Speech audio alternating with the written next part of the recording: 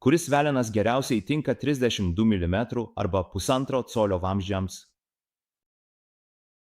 Trumpas atsakymas – nei vienas iš jų. 6 mm velenas iš tiesų turi lankstumo, leidžiančio pereiti per 1,5 colio vamzdį.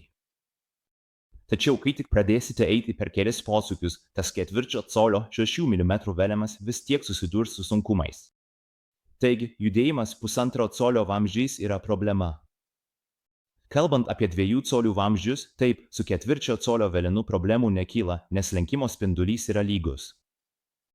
Veleno lenkimo spindulys yra lygus 90 laipsnių posūkio lenkimo spinduliui 2 colių vamzdyje. Todėl rekomenduočiau kiek įmanoma vengti naudoti 1/4 colio veleną 1,5 colio vamzdyje.